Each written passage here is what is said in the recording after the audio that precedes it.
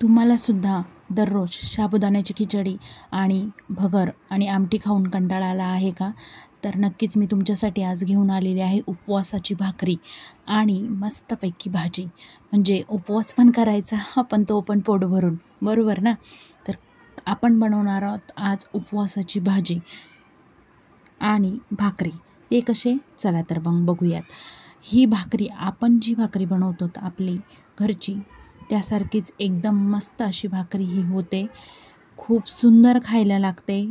त्याने पोट भरल्यासारखं पण वाटते. मी पण तुम्हाला सांगते की ही भाकरी नक्की कशी बनवायची. चला, तुम्हा सर्वांचे माझ्या यूट्यूब चॅनलमध्ये खूप खूप स्वागत आहे. तर आज आपण बनवणार आहोत उपवासाची भाकरी. त्यासाठी मी इथे घेतलेली आहे भगर आपण व्यवस्थित बघून घ्यायची आहे. कुठल्याही प्रकारची रेती राळ त्याच्यामध्ये नाही ना, ही सर्व बघून घ्यायचं आहे आपल्याला. याच्यामध्ये घेतलेला आहे साबुदाणा.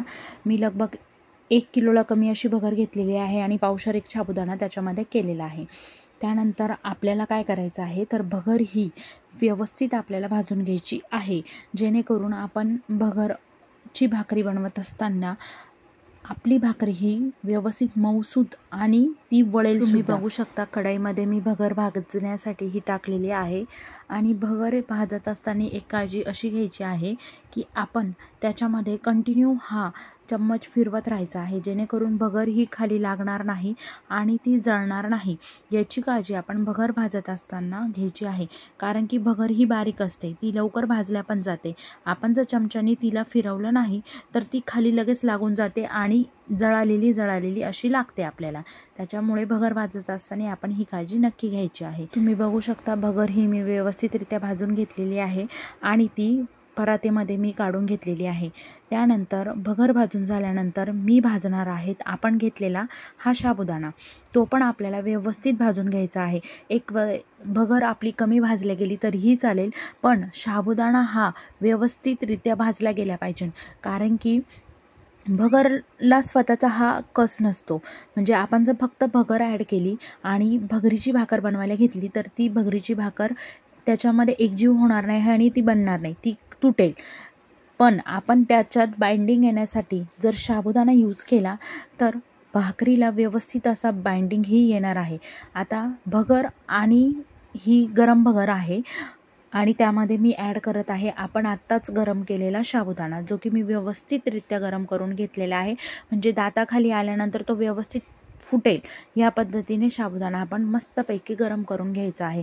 आणि साबुदाणा आणि भगर हे दोन्ही थंड करण्यासाठी आपण आणि भगर आहेत. हे व्यवस्थित थंड झाल्यानंतर आपल्याला ते मार्केटमधनं दळून आणायचे आहेत, म्हणजे गिरणीमधनं, बरोबर. कारण की घरी दळल्यानंतर ते व्यवस्थित दळल्या जात नाही.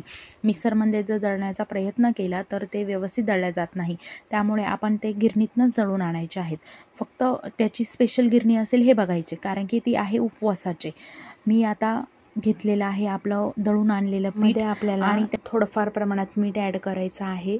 आणि आपण त्या पिठामध्ये हे गरम पाणी ॲड करणार आहोत, कारण त्याला ऑलरेडी कुठल्याही प्रकारचा कस नसतो, एकजीव होण्यासाठी प्रॉब्लेम होतो.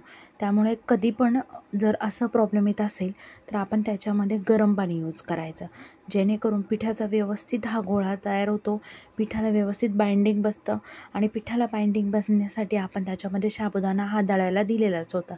तर आपण व्यवस्थित पीठ हे मळून घ्यायचं आहे. आपण जशी बाजरीची ज्वारीची भाकरी बनवतो त्याच पद्धतीने आपण भगरीच्या भाकरीचं पीठ जे आहे त्याची सुद्धा व्यवस्थित पीठ हे मळून घ्यायचं आहे. त्याचा गोळा तयार करायचा आहे आणि भाकर ही थापायला सुरुवात करायची आहे. प्रोसेस सेम आहे, जशी आपण आपली बाजरीची आणि ज्वारीची भाकरी बनवतो तशीच भगरीची भाकरी पण ही बनवायची आहे. त्याचे थोडे जर उलत असतील, म्हणजे टोक जर उलत असेल तर थोडंसं आपण ते दाबून घ्यायचं आहे आणि तव्यावर व्यवस्थितरित्या भाकर ही टाकून घ्यायची आहे. आणि सेम आपण जसं पाणी लावून घेतो तसं पाणी लावून घ्यायचं आहे भाकरीला. आणि पुढची प्रोसेस जर आपली भाकर भाजण्याची सेमच असणार आहे. भाकरी ही उत्तम छान पद्धतीने फुलते, चवीला सुद्धा खूप सुंदर लागते.